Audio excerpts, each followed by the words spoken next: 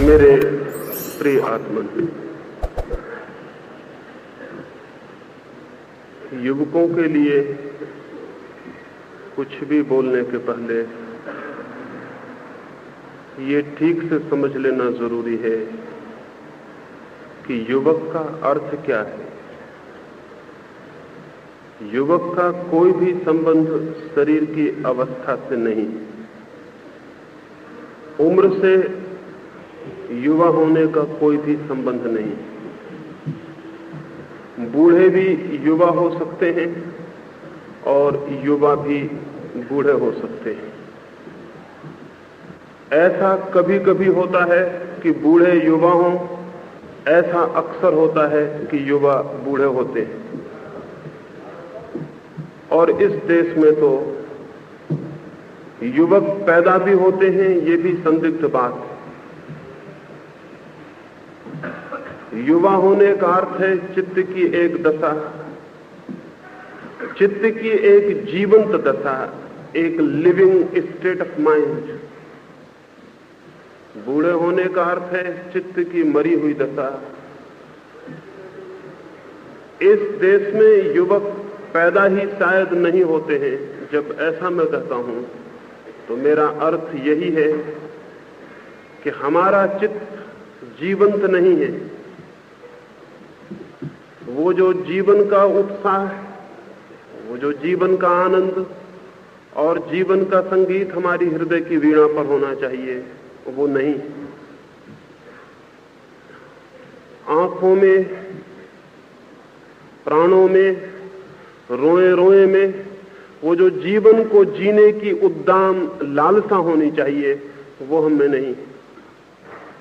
जीवन को जिए इसके पहले ही हम जीवन से उदास हो जाते हैं। जीवन को जाने इसके पहले ही हम जीवन को जानने की जिज्ञासा की हत्या कर देते हैं। मैंने सुना है स्वर्ग के एक रेस्तरां में एक दिन सुबह एक छोटी सी घटना घट गई। उस रेस्तरां में 3 अद्भुत लोग एक टेबल के आसपास बैठे हुए थे। गौतम बुद्ध, कन्फ्यूशियस और लाओ त्से। वे तीनों स्वर्ग के रेस्तरां में बैठ के गपशप करते थे। फिर एक अप्सरा जीवन का रस लेकर आई और उस अप्सरा ने कहा, जीवन का रस पिएंगे? बुद्ध ने सुनते ही आंख बंद कर ली और कहा, जीवन व्यर्थ है, असार है, कोई सार नहीं। कन्फ्यूशियस ने आधी आंखें बंद रखी और आधी खुली। वो गोल्डन मीन को मानता था हमेशा, मध्य मार्ग। उसने धीरी खुली आंखों से, थोड़ी सी खुली आंखों से देखा और कहा, एक घूंट लेकर चखूंगा, अगर आगे भी पीने योग्य लगा तो विचार करूंगा। उसने थोड़ा सा जीवन रस लेकर चखा और कहा, न पीने योग्य है, न छोड़ देने योग्य है, कोई सार भी नहीं, कोई असार भी नहीं। उसने मध्य की बात कही। लाओ त्से ने पूरी की पूरी सुराही हाथ में ले ली जीवन रस की और कुछ कहे बिना पूरा पी गया और तब नाचने लगा और कहने लगा, आश्चर्य कि गौतम बुद्ध तुमने बिना पिए ही इनकार कर दिया, और आश्चर्य की कन्फ्यूशियस तुमने थोड़ा सा चखा, लेकिन कुछ चीजें ऐसी हैं जो पूरी ही जानी जाए तो ही जानी जा सकती हैं, थोड़े चखने से उनका कोई भी पता नहीं चलता। अगर किसी कविता का एक छोटा सा टुकड़ा किसी को दे दिया जाए 2 पंक्तियों का, उससे पूरी कविता के संबंध में कुछ भी पता नहीं चलता। एक उपन्यास का एक पन्ना फाड़कर किसी को दे दिया जाए, उससे पूरे उपन्यास के संबंध में कोई भी पता नहीं चलता है। एक संगीत वीणा पर कोई बजाता हो, उसका एक स्वर किसी को मिल जाए तो उससे उस वीणाकार ने क्या बजाया था इसका कुछ भी पता नहीं चलता है। एक बड़े चित्र का छोटा सा टुकड़ा काट के किसी को दे दिया जाए तो उस बड़े चित्र में क्या है उस छोटे से टुकड़े से कुछ भी पता नहीं चलता है। कुछ चीजें हैं जिनके स्वाद से कुछ पता नहीं चलता, जिन्हें तो उनकी समग्रता में, उनकी होलनेस में, उनकी टोटलिटी में, उनकी समग्रता में ही जीना पड़ता है, तभी पता चलता है। लाओस से कहने लगा, नाच उठा हूं मैं, अद्भुत था जीवन का रस। और अगर जीवन का रस भी अद्भुत नहीं है तो फिर और अद्भुत क्या होगा? जिनके लिए जीवन का रस भी व्यर्थ है, उनके लिए फिर सार्थकता कहां मिलेगी? फिर वे खोजें और खोजें, वे जितना खोजेंगे उतना ही खोते चले जाएंगे, क्योंकि जीवन ही है एक सारभूत, जीवन ही है एक रस, जीवन ही है एक सत्य। उसमें ही छिपा है सारा सौंदर्य, सारा आनंद, सारा संगीत। लेकिन भारत में युवक उस जीवन की उद्दाम वेग से आपूरित नहीं मालूम होते, और न ऐसा लगता है कि उनके जीवन में, उनके प्राणों में उन शिखरों को छूने की कोई आकांक्षा है जो जीवन के शिखर हैं। न ऐसा लगता है कि उन अज्ञात सागरों की खोजने के लिए प्राणों में कोई उद्दाम पीड़ा है। उन सागरों को जो जीवन के सागर हैं, न जीवन के अंधेरे को, न जीवन के प्रकाश को, न जीवन की गहराई को, न जीवन की ऊंचाई को, न जीवन की हार को, न जीवन की जीत को, कुछ भी जानने की जो उद्दाम वेग, जो गति, जो ऊर्जा होनी चाहिए, वो युवक के पास नहीं। इसलिए युवक भारत में है, ऐसा कहना केवल औपचारिकता है, फॉर्मेलिटी है। भारत में युवक नहीं। भारत हजारों साल से बूढ़ा देश, उसमें बूढ़े ही पैदा होते हैं, बूढ़े ही जीते हैं और बूढ़े ही मरते हैं। न बच्चे पैदा होते हैं, न जवान पैदा होते हैं। हम इतने बूढ़े हो गए हैं कि अब हमारी जड़ें जीवन के रस को नहीं खींचती, और न हमारी शाखाएं जीवन के आकाश में फैलती, और न हमारी शाखाओं में जीवन के पक्षी बसेरा करते हैं, और न हमारी शाखाओं पर जीवन का सूरज उगता है, और न जीवन का चांद चांदनी बरसाता है। सिर्फ धूल जमती जाती है, जड़ें सूखती जाती हैं, पत्ते कुंढाते जाते हैं, फूल पैदा नहीं होते, फल आते नहीं, बस है, वृक्ष है, न उसमें पत्ते हैं न फूल है, सूखी शाखाएं खड़ी रह गई। ऐसा अभागा हो गया है देश। तो जब युवकों के संबंध में कुछ बोलना हो तो पहली तो बात यही जान लेनी जरूरी है, युवक कोई शारीरिक अवस्था है, तब तो हमारे पास भी युवक है। युवक अगर कोई मानसिक दशा है, स्टेट ऑफ माइंड है, तो युवक हमारे पास नहीं। अगर युवक हमारे पास होते तो देश में इतनी गंदगी, इतनी सड़ांध, इतना सड़ा हुआ समाज जीवित रह सकता था? कभी की उन्होंने आग लगा दी होती। अगर युवक हमारे पास होते, 1000 साल तक हम गुलाम रहते, कभी को गुलामी को उन्होंने उखाड़ फेंका होता। अगर युवक हमारे पास होते तो हम हजारों हजार साल तक दरिद्रता और दीनता और दुख में बिताते। हमने कभी की दरिद्रता मिटा दी होती, या खुद मिट गए होते। लेकिन नहीं, युवक शायद नहीं। युवक हमारे पास होते तो इतना पाखंड, इतना अंधविश्वास, इतना सुपरस्टिशन चलता है इस देश में, युवक बर्दाश्त करते? 1-1 करोड़ रुपया यज्ञों में जलाने देते युवक अगर मुल्क के पास होते? और अब मैं सुनता हूं कि और भी करोड़ों रुपयों को जलाने का इंतजाम करने के लिए साधु सन्यासी लालायत, और युवक ही जाके चंदा इकट्ठा करेंगे और वॉलंटियर बन के उस यज्ञ को करवाएंगे जहां देश की संपत्ति जलेगी। निपट गमारी में अगर युवक मुल्क में होते तो ऐसे लोगों को क्रिमिनल्स कह के पकड़ के अदालतों में खड़ा किया होता जो मुल्क की संपत्ति को इस भांति बर्बाद करते हो। 1 करोड़ रुपए की संपत्ति जलाने में जो आदमी जितना अपराधी हो जाता है, उससे भी ज्यादा अपराधी 1 करोड़ रुपया यज्ञ में जलाने से होता है। क्योंकि 1 करोड़ रुपए की संपत्ति को जलाने वाला थोड़ा बहुत अपराध भी अनुभव करेगा, यज्ञ में जलाने वाला पायस क्रिमिनल है, पवित्र अपराधी है, उसको अपराध भी मालूम नहीं पड़ता है। लेकिन युवक मुल्क में नहीं है, इसलिए किसी भी तरह की मूढ़ता चलती है, इसलिए मुल्क में किसी भी तरह का अंधकार चलता है। युवकों के होने का सबूत नहीं मिलता देश को देखकर।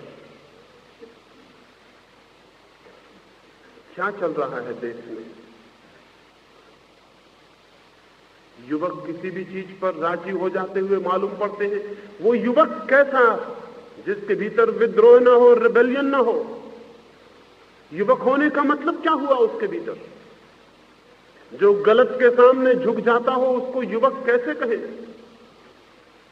जो टूट जाता हो लेकिन झुकता ना हो, जो मिट जाता हो लेकिन गलत को बर्दाश्त ना करता हो, वैसी स्पिरिट, वैसी चेतना का नाम ही युवक होना है। टू बी यंग, युवा होने का एक ही मतलब है वैसी आत्मा विद्रोही की जो झुकना नहीं जानती, टूटना जानती है, जो बदलना चाहती है, जो जिंदगी को नई दिशाओं में, नए आयामों पर ले जाना चाहती है, जो जिंदगी को परिवर्तन करना चाहती है। क्रांति की ये उद्दाम आकांक्षा ही युवा होने का लक्षण है। कहां है क्रांति की उद्दाम आकांक्षा? एक विचारक भारत आया था, काउंट केसरलिंग। लौट के उसने एक किताब लिखी है। उस किताब को मैं पढ़ता था तो मुझे बहुत हैरानी होने लगी। उसने एक वाक्य लिखा है जो मेरी समझ के बाहर हो गया, क्योंकि वाक्य कुछ ऐसा मालूम पड़ता था कि जो कि कंट्राडिक्टरी है, विरोधाभासी है। फिर मैंने सोचा छापे खाने की कोई भूल हो गई होगी, तो ख्याल आया कि किताब जर्मनी में छपी है। जर्मनी में छापे खाने की भूलें तो होती नहीं, वो तो हमारे ही देश में होती हैं। यहां तो किताब छपती है, उसके ऊपर 5-6 पन्ने की भूल सुधार वो छपा रहता, और वो 5-6 पन्ने को भी गौर से पढ़िए तो उसमें भी भूलें मिल जाएंगी। कुछ किताब जर्मनी में छपी है, भूल नहीं हो सकती। फिर मैंने गौर से पढ़ा, फिर बार बार सोचा, फिर ख्याल में आया भूल नहीं की है, उस आदमी ने मजाक की। उसने लिखा है कि मैं हिंदुस्तान गया, मैं एक नतीजा लेकर वापस आया हूं, India is a rich country where poor people live. Hindustan एक अमीर देश है जहां गरीब आदमी रहते हैं। मैं बहुत हैरान हुआ, ये कैसी बात है? अगर देश अमीर है तो गरीब आदमी क्यों रहते हैं वहां? और देश अगर अमीर है तो वहां के लोग गरीब क्यों हैं? लेकिन वो मजाक कर रहा है। वो ये कह रहा है कि हिंदुस्तान के पास जवानी नहीं है जो कि देश के छिपे हुए धन को प्रकट कर दे और देश को धनवान बना दे। देश में धन छिपा हुआ है लेकिन देश बूढ़ा है, बूढ़ा कुछ कर नहीं सकता। धन खदानों में पड़ा रह जाता है, बूढ़ा भूखा मरता रहता है। धन जमीन में दबा रह जाता है, बूढ़ा भूखा मरता रहता है।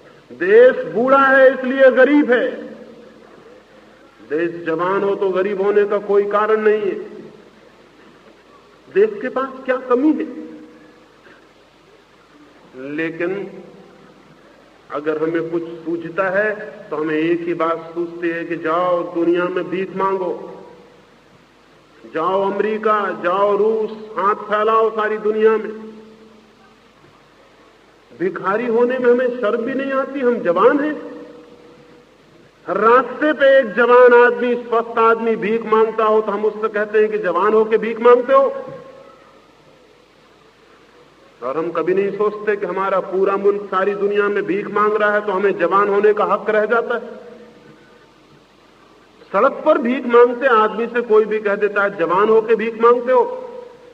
हम जानते हैं कि जवान होके भीख मांगना लज्जा से भरी हुई बात, अपमानजनक है। जवान को पैदा करना चाहिए। हाँ, बूढ़ा भीख मांगता हो तो हम क्षमा कर सकते हैं, अब उससे आशा नहीं पैदा करने की। सारी दुनिया में हम भीख मांग रहे हैं। 1947 के बाद अगर हमने कोई महान कार्य किया है तो वो यही कि हमने सारी दुनिया में भीख मांगने में सफलता पाई है।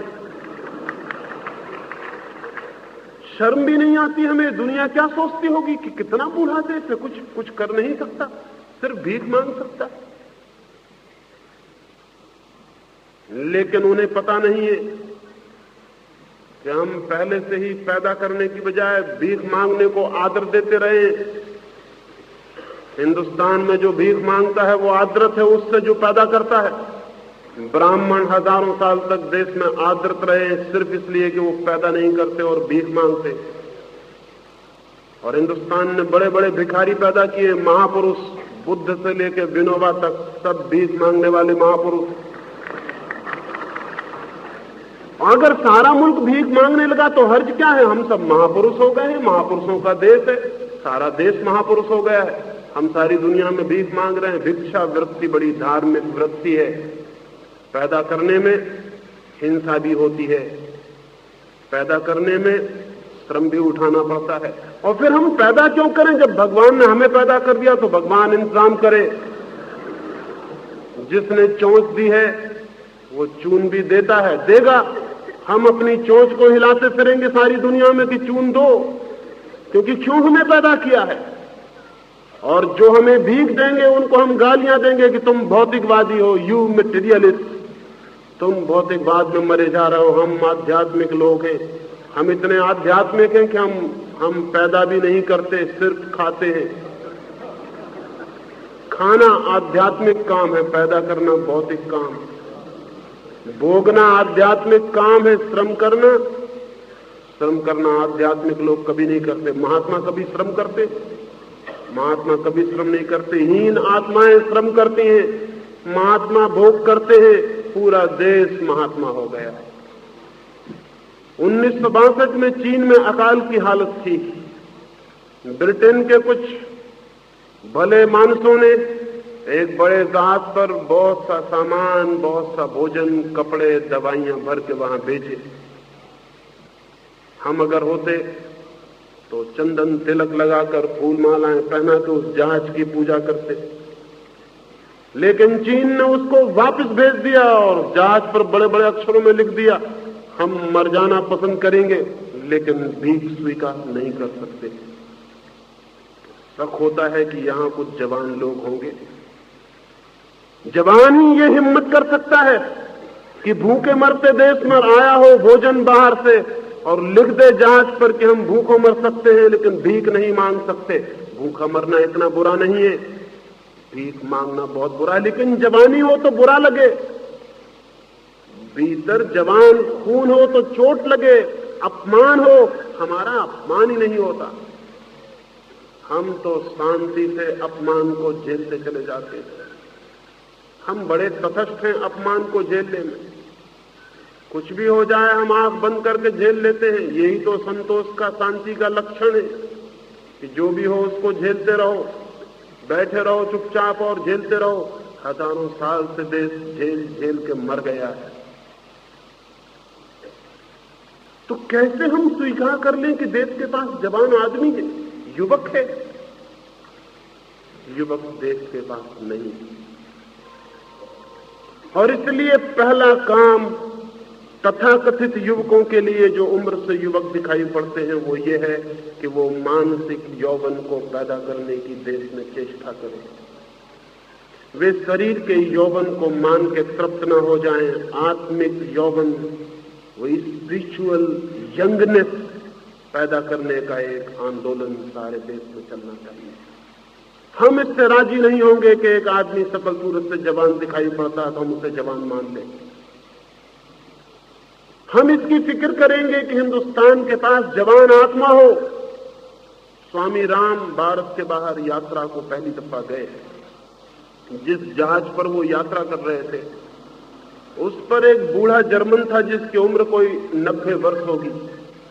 उसके सारे बाल सफेद हो चुके थे, उसकी आंखों में 90 साल की स्मृतियों ने गहराइयां भर दी थी, उसके चेहरे पर झुर्रियां थी लंबे अनुभवों की। लेकिन वो जहाज के डेक पर बैठकर चीनी भाषा सीख रहा था। चीनी भाषा सीखनी साधारण मामला नहीं है, क्योंकि चीनी भाषा के पास कोई वर्णमाला नहीं है, कोई आभाषा नहीं होता चीनी भाषा के पास। वो पिक्चोरियल लैंग्वेज, उसके पास तो चित्र है। साधारण आदमी को साधारण ज्ञान के लिए भी कम से कम 5000 चित्रों का ज्ञान चाहिए, और विशेष ज्ञान के लिए तो 1 लाख चित्रों का ज्ञान हो, तब कोई आदमी चीनी भाषा का पंडित हो सकता है। 10 वर्ष 15 वर्ष का श्रम मांगती है वो भाषा। 90 साल का बूढ़ा सुबह से बैठकर सांझ तक चीनी भाषा सीख रहा है। राम तीर्थ बेचैन हो गए, ये आदमी पागल। 90 साल की उम्र में चीनी भाषा सीखने बैठे हो, कब सीख पाओगे? आशा नहीं है कि मरने के पहले सीख जाओ। और अगर कोई दूर की कल्पना भी करे कि यह आदमी जी जाएगा 10-15 साल, 100 साल पार कर जाएगा, जो कि भारतीय कभी कल्पना नहीं कर सकता कि 100 कैसे पार कर जाओगे। 35 साल पार करना तो मुश्किल हो जाता है, 100 कैसे पार करोगे। लेकिन समझ लें भूल चूक से भगवान की ये 100 साल के पार निकल जाए तो भी फायदा क्या है। जिस भाषा को सीखने में 15 वर्ष खर्च हो, उसका उपयोग भी तो 10-25 वर्ष करने का मौका मिलना चाहिए। सीख के भी फायदा क्या होगा। 2-3 दिन देख के रामतीर्थ की बेचैनी बढ़ गई। वो बूढ़ा तो आंख उठा के भी नहीं देखता था कि कहां क्या हो रहा है, वो तो अपना सीखने में लगा था। तीसरे दिन उन्होंने जाकर उसे हिलाया और कहा कि मां से क्षमा करिए, मैं ये पूछना चाहता हूं आप ये क्या कर रहे हैं। इस उम्र में चीनी भाषा सीखने बैठे, कब सीख पाइएगा। और सीख भी लिया तो इसका उपयोग कब करिएगा। आपकी उम्र क्या है। उस बूढ़े ने कहा उम्र, मैं काम में इतना व्यस्त रहा कि उम्र का हिसाब रखने का मुझे मौका नहीं मिला। उम्र अपना हिसाब रखती होगी, हमें फुर्सत कहां है कि हम उम्र का हिसाब रखें। और फायदा क्या है उम्र का हिसाब रखने से। मौत जवानी है, जवानी है, तुम चाहे कितने हिसाब रखो कि कितने हो गए, उससे कोई फर्क पड़ने वाला नहीं। मुझे फुर्सत नहीं मिली उम्र का हिसाब रखने की। लेकिन जरूर 90 तो पार कर गया हूं। रामतीर्थ ने कहा फिर ये सीख के क्या फायदा, बूढ़े हो गए हो, अब कब सीख पाओगे। उस बूढ़े आदमी ने क्या कहा। उस बूढ़े आदमी ने कहा मरने का मुझे ख्याल नहीं आता जब तक मैं सीख रहा हूं। जब सीखना खत्म हो जाएगा तब सोचूंगा मरने की बात। अभी तो सीखने में जिंदगी लगी है, अभी तो मैं बच्चा हूं क्योंकि मैं सीख रहा हूं। बच्चे सीखते हैं, लेकिन उस बूढ़े ने कहा कि मैं चूंकि सीख रहा हूं इसलिए बच्चा हूं। ये आध्यात्मिक जगत में परिवर्तन हो गया।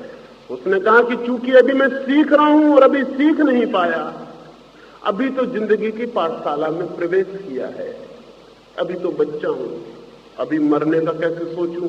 जब सब सीख लूंगा तो सोचूंगा मरने की बात। फिर उस बूढ़े ने कहा मौत तो हर रोज सामने खड़ी है। जिस दिन पैदा हुआ था उस दिन भी इतना ही सामने खड़ी थी जितनी अभी खड़ी। अगर मौत से डर जाता तो उसी दिन सीखना बंद कर देता। सीखने का क्या फायदा था, मौत आ सकती थी कल। लेकिन 90 साल का अनुभव मेरा कहता है कि मैं 90 साल मौत को जीता हूं। रोज मौत का डर रहा कि कल आ जाएगी, लेकिन आई नहीं। 90 साल तक मौत नहीं आई तो मुझे विश्वास पड़ता है कि 90 साल के अनुभव को मानूं। कल भी कैसे आ पाएगी, 90 साल का अनुभव कहता है कि अब तक नहीं आई तो कल भी कैसे आ पाएगी। अनुभव को मानता हूं। 90 साल तक डर फिजूल था। वो बूढ़ा पूछने लगा रामतीर्थ से कि आपकी उम्र क्या है। रामतीर्थ तो घबरा ही आए थे उसकी बात सुन के। उनकी उम्र केवल 30 वर्ष थी। उस बूढ़े ने कहा तुम्हें देखकर, तुम्हारे भय को देखकर मैं कह सकता हूं कि भारत बूढ़ा क्यों हो गया। 30 साल का आदमी मौत की सोच रहा, मर गया। मौत की सोचता ही कोई तब है जब मर जाता है। 30 साल का आदमी सोचता है कि सीखने से क्या फायदा, मौत करीब आ रही है। यह आदमी जवान नहीं रहा। उस बूढ़े ने कहा मैं समझ गया कि भारत बूढ़ा क्यों हो गया है, इन्हीं गलत धारणाओं के कारण। भारत को एक युवा अध्यात्म चाहिए। युवा अध्यात्म, बूढ़ा अध्यात्म हमारे पास बहुत है। हमारे पास ऐसा अध्यात्म है जो बूढ़ा करने की कीमिया है, केमिस्ट्री है। हमारे पास ऐसी आध्यात्मिक तरकीबें हैं कि किसी भी जवान के आसपास उन तरकीबों का उपयोग करो, वो फौरन बूढ़ा हो जाए। हमने बूढ़ा होने का राज खोज लिया है, सीक्रेट खोज लिया है। बूढ़े होने के राज क्या है? बूढ़े होने का राज है जीवन पर ध्यान मत रखो, मौत पर ध्यान रखो। पहला सीक्रेट। जिंदगी पर ध्यान मत देना, ध्यान रखना मौत का। जिंदगी की खोज मत करना, खोज करना मोक्ष की। इस पृथ्वी की फिक्र मत करना, फिक्र करना परलोक की, स्वर्ग की। ये बूढ़े होने का पहला सीक्रेट। जिन जिन को बूढ़ा होना हो इसको नोट कर ले। कभी जिंदगी की तरफ मत देखना। अगर फूल खिल रहा हो तो तुम खिलते फूल की तरफ मत देखना, तुम बैठ के सोचना कि जल्दी ही ये मुरझा जाएगा। ये तरकीब है।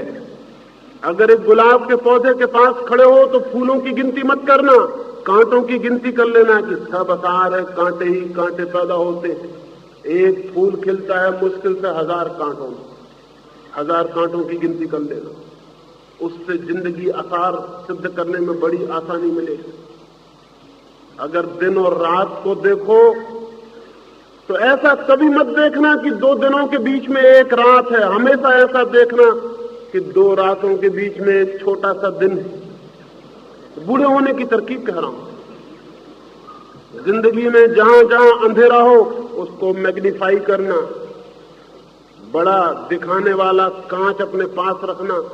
जहां अंधेरा दिखाई पड़े फौरन मैग्नीफाई ग्लास लगा देना, बड़ा भारी अंधेरा देखना।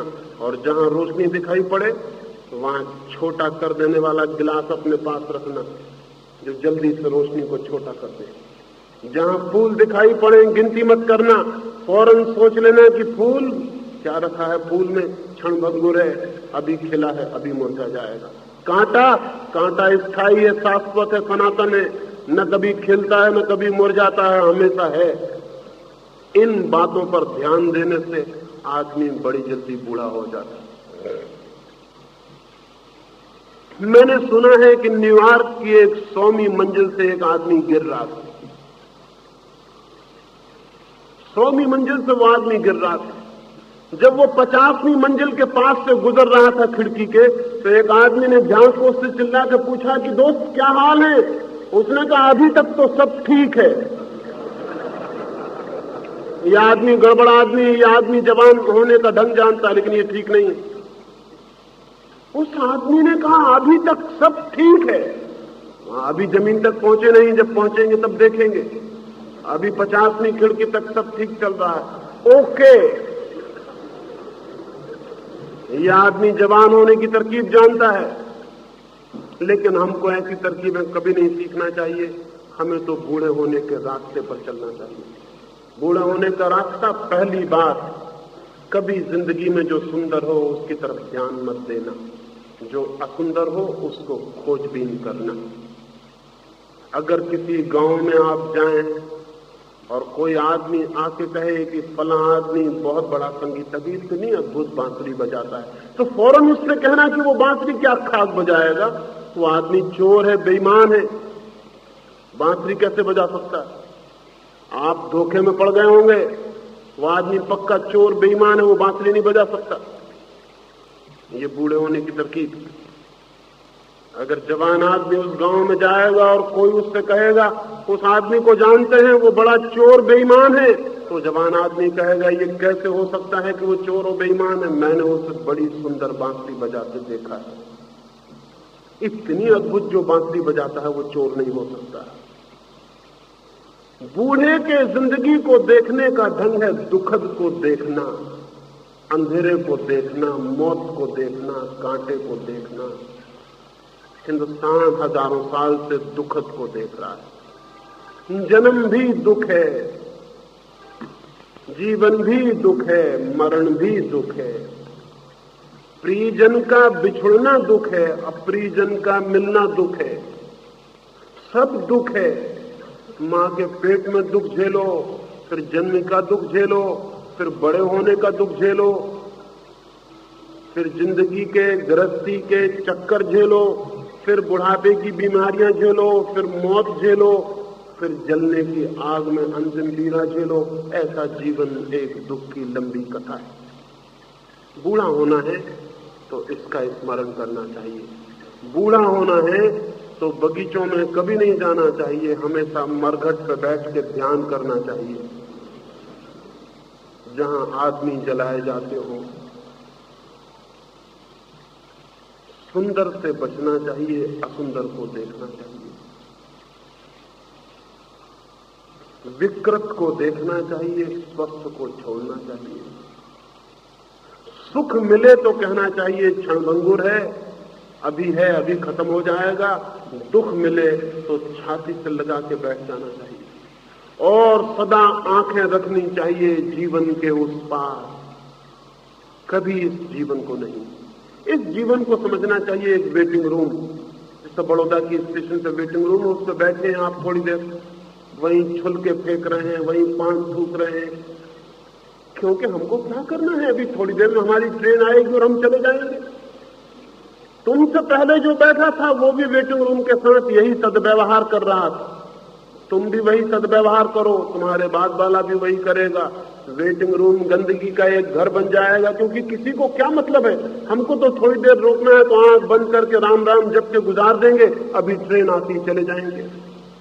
जिंदगी के साथ जिन लोगों की आंखें मौत के पार लगी हैं, उनका व्यवहार वेटिंग रूम का व्यवहार है। वे कहते हैं क्षण भर की जिंदगी, अभी जाना है, क्या करना है। हिंदुस्तान के संत महात्मा यही समझा रहे हैं लोगों को, क्षणभंगुर है जिंदगी, इसकी माया मोह में मत पड़ना, ध्यान वहां रखना मौत पर, आगे मौत के बाद। इस छाया में सारा देश बूढ़ा हो गया। अगर जवान होना है तो जिंदगी को देखना, मौत को लात मार देना, मौत से क्या प्रयोजन है। जब तक जिंदा है तब तक जिंदा है, तब तक मौत नहीं है। सुकरात मर रहा था, ठीक मरते वक्त जब उसके लिए बाहर जहर घोला जा रहा है, वो जहर घोलने वाला जो वो धीरे धीरे घोल रहा है, वो ये सोचता है कि जितनी देर सुकरात और जिंदा रह ले तो अच्छा, जितनी देर लग जाए, वक्त हो गया है, जहर आना चाहिए। सुकरात उठ के बाहर जाता और उससे पूछता है, मित्र कितनी देर और है। उस आदमी ने कहा, तुम पागल हो गए हो सुकरात, मैं देर लगा रहा हूं इसलिए कि थोड़ी देर तुम और जिंदा ले लो, थोड़ी देर सांस तुम्हारे भीतर और जाए, थोड़ी देर सूरज की रोशनी और देख लो, थोड़ी देर खिलते फूलों को, आकाश को, मित्रों की आंखों में झांक लो, बस थोड़ी देर और। नदी भी समुद्र में गिरने के पहले पीछे लौट के देख लेती है, तुम थोड़ी देर लौट के देख लो, मैं थोड़ी देर लगाता हूं, तुम जल्दी क्यों कर रहे हो, तुम इतने दीवाने क्यों हुए जा रहे हो। सुकरात ने कहा कि मैं जल्दी क्यों कर रहा हूं, मेरे प्राण तड़पे जा रहे हैं मौत को जानने को, नई चीज को जानने की मेरी हमेशा से इच्छा रही है। मौत बड़ी नई चीज है, सोचता हूं देखूं क्या है। ये आदमी जवान है, ये आदमी बूढ़ा है, ये मौत को भी देखने के लिए इसकी आतुरता, नए को। मित्र कहने लगे कि थोड़ी देर और जी लो। सुकरात ने कहा, जब तक मैं जिंदा हूं जिंदा हूं,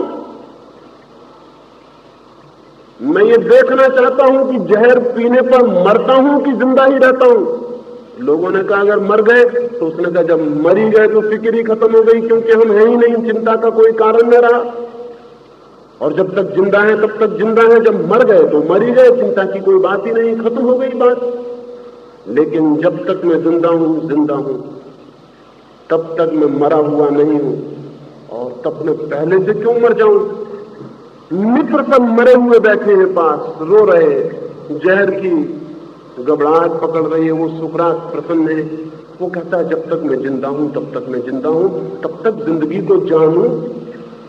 और मैं सोचता हूं कि शायद मौत भी जिंदगी में एक घटना होगी तो उसको भी जानूं। सुकरात को बूढ़ा नहीं किया जा सकता, मौत सामने खड़ी हो जाए तो भी वो बूढ़ा नहीं होता, और हम जिंदगी सामने खड़ी रहती और बूढ़े हो जाते। ये रुख भारत में युवा मस्तिष्क को पैदा नहीं होने देता है। जीवन का दुखद, जीवन का विषादपूर्ण चित्र फाड़ के फेंक दो, आग लगा दो उसमें, और जो भी जिंदगी के दुख और जिंदगी के विषाद को बढ़ा चढ़ा के बतलाते हैं, जिंदगी के दुश्मन हैं। देश में युवा को पैदा होने देने में दुश्मन है, वो युवक को पैदा होने के पहले बूढ़ा बना देते हैं। अभी मैं कुछ दिन पहले भावनगर था, एक छोटी सी लड़की ने 13-14 साल की उम्र उसकी, उसने मुझे आके कहा कि मुझे आवागमन से छुटकारे का रास्ता बताइए। 13-14 साल की लड़की कहती है मुझे आवागमन से कैसे छूटूं, फिर इस मुल्क में कैसे जवानी पैदा होगी। 13-14 साल की लड़की बूढ़ी हो गई, वो कहती कि मैं मुक्त कैसे हूं, जीवन से छूटने का विचार करने लगी। अभी जीवन के द्वार पर उसने थपकी भी नहीं दी, अभी जीवन की खिड़की भी नहीं खुली, अभी जीवन की वीणा भी नहीं बजी, अभी जीवन के फूल भी नहीं खिले। वो द्वार के बाहर ही पूछने लगी, छुटकारा, मुक्ति, मोक्ष कैसे मिलेगा?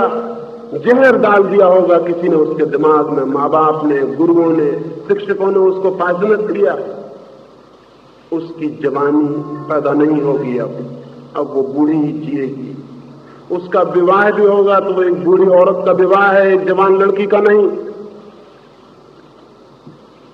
उसके घर के द्वार पर शहनाइयां बजेंगी तो एक बूढ़ी औरत सुनेगी उन शहनाइयों को, एक जवान लड़की नहीं। उन शहनाइयों से भी मौत की आवाज सुनाई पड़ेगी, जीवन का संगीत नहीं। वो बूढ़ी हो गई। पहली बार अगर बूढ़े होना है तो मौत पर ध्यान रखना, जीवन पर नहीं। और अगर जवान होना है तो मौत को लात मार देना, वो जब आएगी तब मुकाबला कर लेंगे उसके। जब तक जीते हैं तब तक पूरी तरह से जिएंगे, उसकी टोटलिटी में जीवन के रस को खोजेंगे, जीवन के आनंद को खोजेंगे। रविन्द्रनाथ मर रहे, एक मित्र, बूढ़े मित्र आए और उन्होंने कहा कि अब मरते वक्त भगवान से प्रार्थना कर लो कि अब दोबारा जीवन में न भेजे। अब आखिरी वक्त प्रार्थना कर लो कि अब आवागमन से छुटकारा हो जाए, अब इस पाप, इस गंदगी में, इस चक्कर में ना आना पड़े। रविन्द्रनाथ ने कहा, क्या कहते हैं आप? मैं और ये प्रार्थना करूं? मैं तो मनी मन ये कह रहा हूं कि प्रभु अगर तूने मुझे योग्य पाया हो तो बार बार तेरी पृथ्वी पे भेज देना। बड़ी रंगीन थी, बड़ी सुंदर थी, ऐसे फूल मैंने देखे, ऐसे चांद, ऐसे तारे, ऐसी आंखें, ऐसा सुंदर चेहरे कि मैं दंग रह गया हूं, मैं हैरान हो गया हूं, मैं आनंद से भर गया हूं। अगर तूने मुझे योग्य पाया हो तो हे परमात्मा बार बार इस दुनिया में मुझे भेज देना। मैं तो ये प्रार्थना कर रहा हूं, मैं तो डरा हुआ हूं कि कहीं मैं अपात्र न सिद्ध हो जाऊं कि मुझे दोबारा न भेजा जाए। रविन्द्रनाथ को बूढ़ा बनाना बहुत मुश्किल है, शरीर बूढ़ा हो जाएगा, लेकिन इस आदमी के भीतर जो आत्मा है वो जवान है, वो जीवन की मांग कर रही है। रविन्द्रनाथ ने मरने के कुछ ही घड़ी पहले कुछ कड़ियां लिखवाई, उनमें 2 कड़ियां हैं। देखा तो मैं नाचने लगा, क्या प्यारी बात कही है। किसी मित्र ने रविन्द्रनाथ को कहा कि तुम तो महाकवि हो, तुमने 6000 गीत लिखे जो संगीत में बांधे जा सकते हैं। शैली को लोग पश्चिम में कहते हैं महाकवि, उसके तो सिर्फ 2000 गीत संगीत में बन सकते हैं, तुम्हारे तो 6000 गीत, तुमसे बड़ा कोई कवि दुनिया में कभी नहीं हुआ। रविन्द्रनाथ की आंखों से आंसू बहने लगे और रविन्द्रनाथ ने कहा, क्या कहते हो?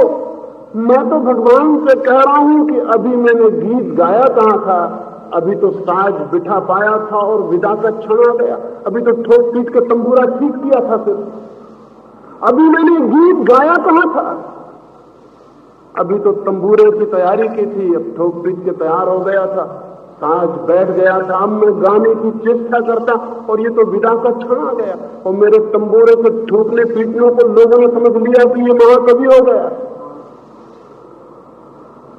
भगवान से कह रहा हूं कि संगीत का साज तैयार हो गया और मुझे विदा कर रहे हो।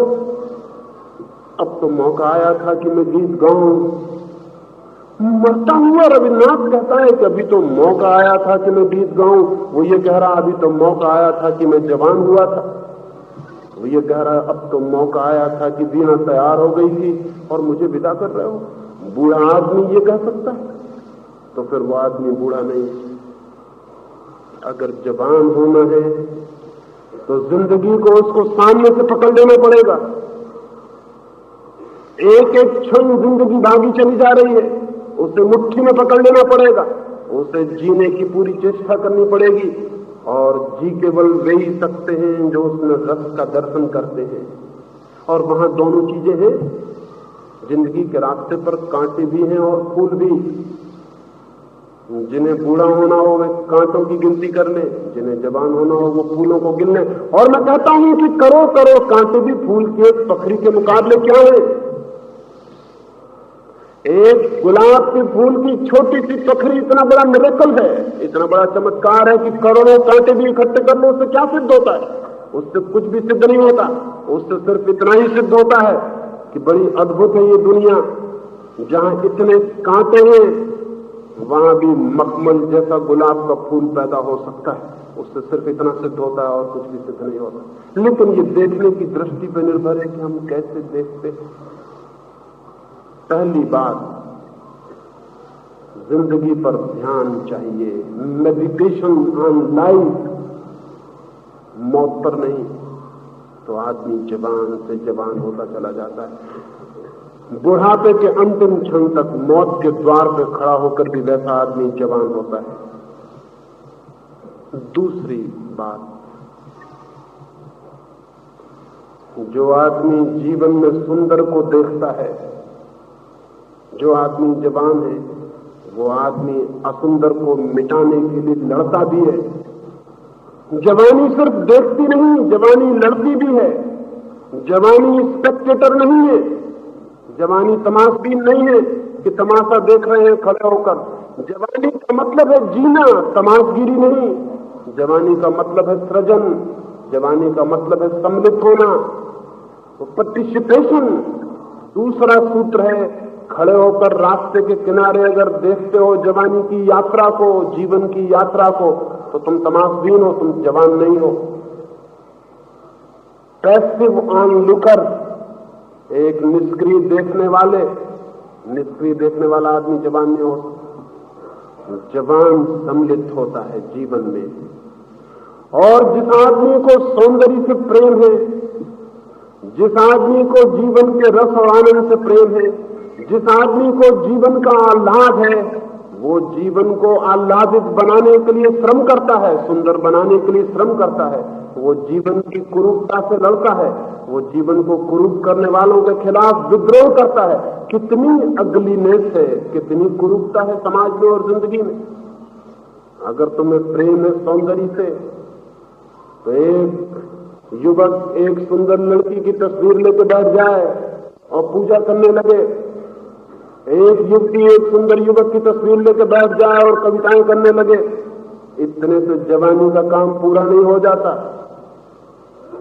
सौंदर्य के प्रेम का मतलब है सौंदर्य को पैदा करो, क्रिएट करो, जिंदगी को सुंदर बनाओ।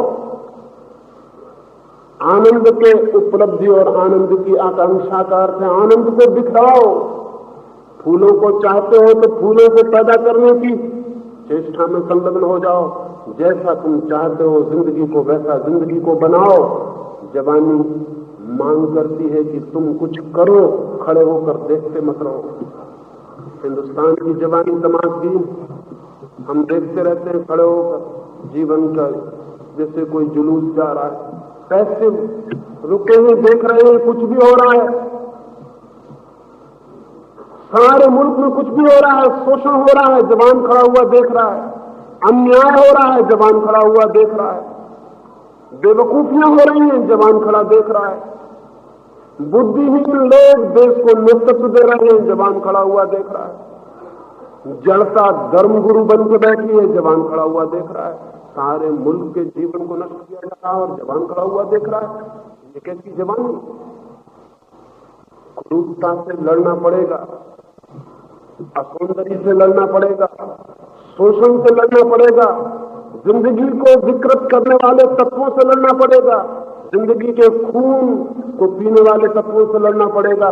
तो आदमी जवान सागर की लहरों पर जीता है, फिर तूफानों में जीता है, फिर आकाश में उसकी उड़ान होनी शुरू होती। लेकिन क्या लड़ोगे तुम? व्यक्तिगत लड़ाई ही नहीं है, कोई सामूहिक लड़ाई की तो बात अलग है, कोई फाइट नहीं। और बिना फाइट के, बिना लड़ाई के जवानी निखरती नहीं। जवानी सदा लड़ती है और निखरती है, जितना लड़ती है उतना निखरती है। सुंदर के लिए, सत्य के लिए, शिव के लिए जवानी जितनी लड़ती है उतनी निखरती है। लेकिन क्या लड़ोगे? तुम्हारे पिता आ जाएंगे, तुम्हारी गर्दन में रस्सी डाल के कहेंगे इस लड़की से विवाह कर लो, और तुम घोड़े पे बैठ जाओगे, तुम जवान हो। और तुम्हारे बाप जाके कहेंगे कि 10,000 रुपया लेंगे इस लड़की से, और तुम मजे से मन में गिनती करोगे कि 10,000 में स्कूटर खरीदें कि क्या करें, तुम जवान हो। ऐसी जवानी दो घोड़ी की जवानी है। जिस लड़की को तुमने कभी चाहा नहीं, जिस लड़की को तुमने कभी प्रेम नहीं किया, जिस लड़के को तुमने कभी नहीं चाहा और जिस लड़के को तुमने कभी छुआ नहीं, उस लड़के से विवाह करने के लिए, उस लड़की से विवाह करने के लिए तुम पैसे के लिए राजी हो रहे हो, समाज की व्यवस्था के लिए राजी हो रहे हो, तो तुम जवान नहीं हो। तुम्हारी जिंदगी में कभी भी वे फूल नहीं खिलेंगे जो युवा मस्तिष्क जानता है। तुम कभी उन आकाश को नहीं छुओगे जो युवा मस्तिष्क छूता है। तुम हो ही नहीं, तुम एक मिट्टी के लौंदे हो जिसको कहीं भी सरकाया जा रहा हो, कहीं भी लिया जा रहा है। तुम चुपचाप मानते चले जा रहे हो कुछ भी। न तुम्हारे मन में संदेह है, न जिज्ञासा है, न संघर्ष है, न पुकार है, न पूछ है, न इंक्वायरी है कि क्या हो रहा है। कुछ भी हो रहा है, हम देख रहे हैं खड़े होकर। नहीं, ऐसे नहीं जवानी पैदा होती। इसलिए दूसरा सूत्र तुमसे कहता हूं और वो ये कि जवानी संघर्ष से पैदा होती है। जवानी संघर्ष से पैदा होती है। संघर्ष गलत के लिए भी हो सकता है और तब जवानी कुरूप हो जाती है। संघर्ष बुरे के लिए भी हो सकता है, तब जवानी विकृत हो जाती है। संघर्ष अंधेरे के लिए भी हो सकता है, तब जवानी आत्मघात कर देती है। लेकिन संघर्ष जब सत्य के लिए, सुंदर के लिए, श्रेष्ठ के लिए होता है, संघर्ष जब परमात्मा के लिए होता है, संघर्ष जब जीवन के लिए होता है, तब जवानी सुंदर, स्वस्थ, सत्य होती चली जाती है। हम जिसके लिए लड़ते हैं वही हम हो जाते हैं, इसे ध्यान में रख लेना। हम जिसके लिए लड़ते हैं अंततः हम वही हो जाते हैं। लड़ो सुंदर के लिए और तुम सुंदर हो जाओगे, लड़ो सत्य के लिए और तुम सत्य हो जाओगे, लड़ो श्रेष्ठ के लिए और तुम श्रेष्ठ हो जाओगे। और मत लड़ो, तुम खड़े खड़े सड़ोगे और मर जाओगे और कुछ भी नहीं होगा। जिंदगी संघर्ष और जिंदगी संघर्ष से ही पैदा होती। फिर जैसा हम संघर्ष करते हैं हम वैसे ही हो जाते हैं। हिंदुस्तान में कोई लड़ाई नहीं है, कोई लड़त, कोई फाइट नहीं है। हिंदुस्तान के मन में कोई भी लड़ाई नहीं, सब कुछ हो रहा है, अजीब हो रहा है। हम सब जानते हैं, देखते हैं, सब हो रहा है और होने दे रहे हैं। अगर हिंदुस्तान की जवानी खड़ी हो जाए तो हिंदुस्तान में फिर ये सब नासमझियां नहीं हो सकती जो हो रही हैं। एक आवाज में टूट जाएंगी। क्योंकि जवान नहीं है इसलिए कुछ भी हो रहा है। तो मैं ये दूसरी बात कहता हूं, लड़ाई के मौके खोजना, सत्य के लिए, सच्चाई के लिए, ईमानदारी के लिए अगर अभी नहीं लड़ सकोगे तो बुढ़ापे में कभी नहीं लड़ सकोगे। अभी तो मौका है कि ताकत है, अभी मौका है कि शक्ति है, अभी मौका है कि अनुभव ने तुम्हें बेईमान नहीं बनाया है। अभी तुम निर्दोष हो, अभी तुम लड़ सकते हो, अभी तुम्हारे भीतर आवाज उठ सकती है कि ये गलत। जैसे जैसे उम्र बढ़ेगी अनुभव बढ़ेगा, चालाकी बढ़ेगी। अनुभव से ज्ञान नहीं बढ़ता, सिर्फ कनिंगनेस बढ़ती है, सिर्फ चालाकी बढ़ती है। अनुभवी आदमी चालाक हो जाता है, उसकी लड़ाई कमजोर पड़ जाती है, वो अपना हित देखने लगता है, हमें क्या मतलब है, अपनी फिक्र करो, इतनी बड़ी दुनिया की झंझट में मत पड़ो। जवान आदमी जूझ सकता है, अभी उसे कुछ पता नहीं, अभी उसे अनुभव नहीं है चालाकियों का।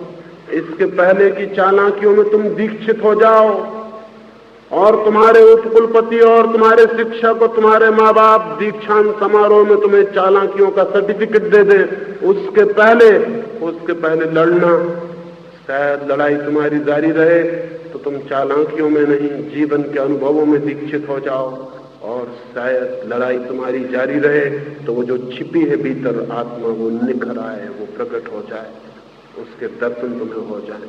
और जिस दिन कोई आदमी अपने भीतर छिपे हुए जीवन का पूरा अनुभव करता है उसी दिन पूरे अर्थों में जीवित होता है। और मैं कहता हूं जो आदमी एक दफे एक क्षण को भी पूरे अर्थों में जीवन का रस जान लेता है उसकी फिर कोई मृत्यु कभी नहीं होती, वो अमृत से संबंधित हो जाता है। युवा होना अमृत से संबंधित होने का मार्ग है।